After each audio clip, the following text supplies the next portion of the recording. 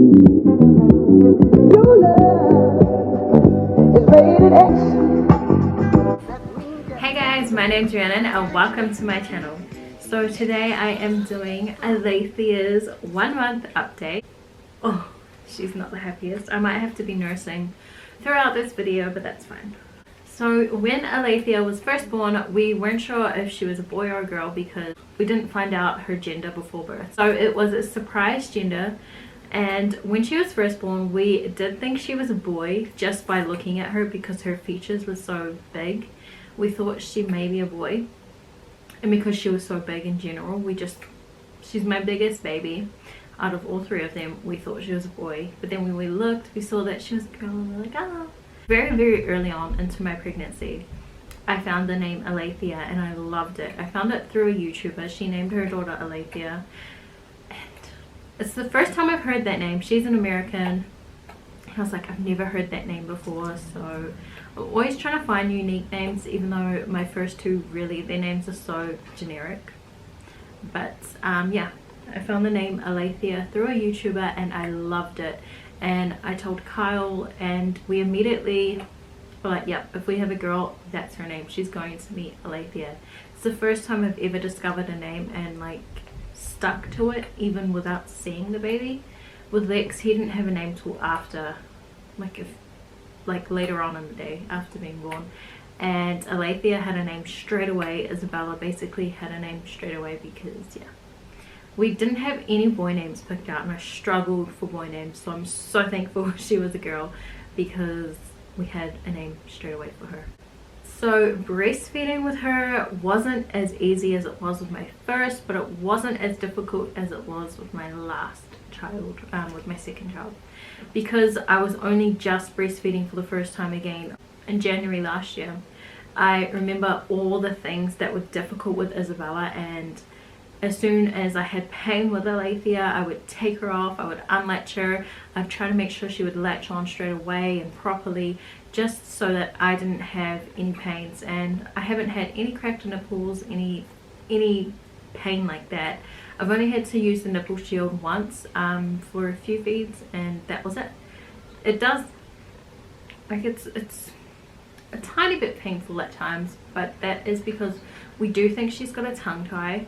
Her tongue is very small and she doesn't latch on perfectly, but it's not super painful, it's bearable, so I just deal with it. And she's gaining weight, so she doesn't need to have like a snip or anything. As soon as she was born, she pretty much just slept and slept and slept and slept. I fed her 2 or 3 times throughout that day, and then came nighttime and it was difficult. She did not want to sleep. She just did not want to sleep. She was cluster feeding for the first 2 or 3 nights. I cannot remember. It was definitely the first 2 nights. And yeah, she was just cluster feeding. She wouldn't go down for longer than 10-20 minutes in her bassinet. And it was difficult. It was so hard. And I just think it's because my milk hadn't come in, or she was trying to make my body produce the right amount of milk for her. So that's why she was cluster feeding. I mean, it is quite normal, but it was hard. I barely slept the first few days of her being born. Yeah, it was really hard, and I would fall asleep while I was holding her a lot, and it was a bit dangerous because Isabella still slept in our bed at that time. We've since got her out of our bed. She's not in her own bed, she sleeps with my younger sister, but she falls asleep with us, and then we move her and it's difficult. Eventually she started to settle, and she only wakes up around 2 to 4 times a night. There are times where she decides, I'm only going to wake up once, and there are times where she decides, okay, she's going to wake up a lot more. But yeah, that doesn't, I don't ever really have nights where she wakes up a lot. 4 times is a bad night. This girl does tend to overeat. She's always on me, and when she's on me, she's just hungry. She's always hungry. Even if she's not hungry, she's hungry. So she tends to overeat and she'll spit up a lot because she's overate. And she is a very smiley baby. She's been so smiley since she was born.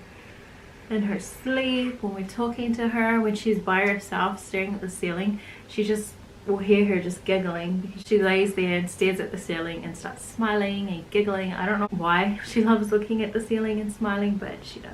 And for the most part, she's a pretty happy and chill baby, even with all the craziness around her of her older brother and older sister. Yeah, she's very chill and very content. She's predominantly breastfed. There are times where she has taken formula, and the reason I do that is I want her to have better sleeps at night, and when she transitions onto formula, whenever I decide to stop breastfeeding, she's already used to it, her body's used to it. Based on the experience I had with her older sister, I struggled to get her to take a bottle. It was 10 months before she finally took a bottle, and I don't want another case like that where I'm pretty much like, if I go anywhere I have to take baby with me. She used to kind of hate her baths, so I would just end up showering with her. She loves the noise of the shower. I guess it just reminds her of being in the womb, or it's just really comforting or soothing for her. So yeah, we did used to take showers together, which we don't anymore because I'm just so paranoid that I might drop her or something bad will happen. So I do prefer to have her in the bath. Within the first 2 weeks, she passed her birth weight, and she is in the 75th percentile, which I've never had a child in the 75th percentile. Normally they're like a bit lower, or in the 50th percentile, I'm pretty sure. But yeah, she is a big girl. She is a big girl.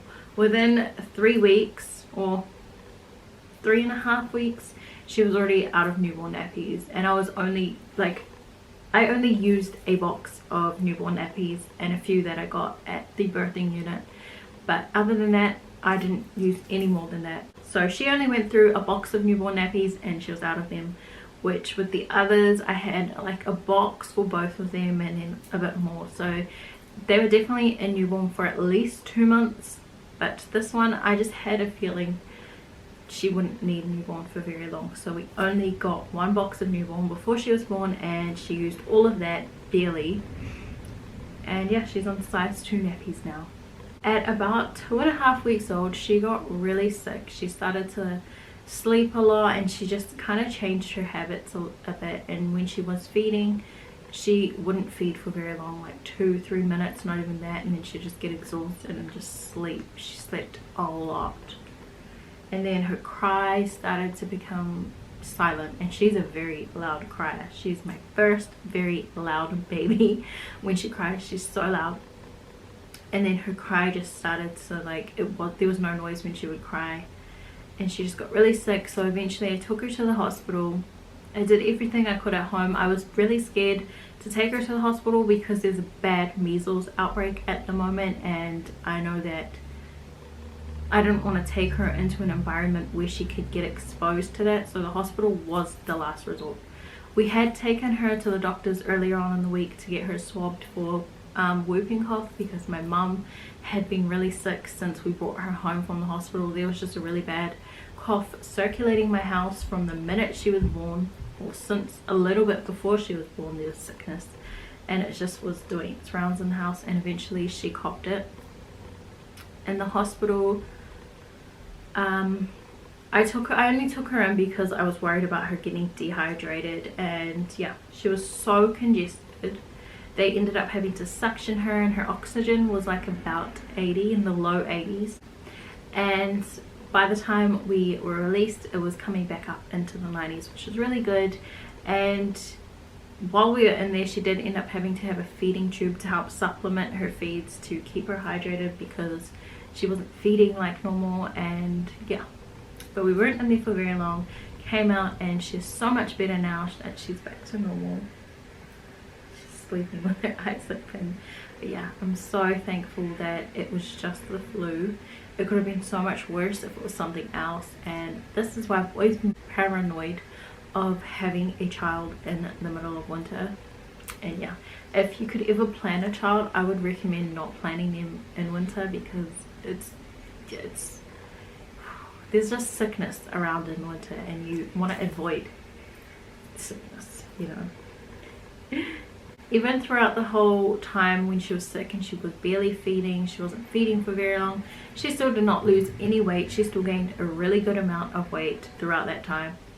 But there was never ever any concerns about her weight and her weight loss or anything, because she's never lost weight. She's always gaining, which is great. Obviously my breast milk is amazing because that is pretty much all she's on. I forgot to mention that she can hold her head up. She's been holding her head up, oh gosh, for a long time. Anyways, that was Alethea's 1 month update. Thank you so much for watching if you made it this far, and I will see you in my next video. Bye.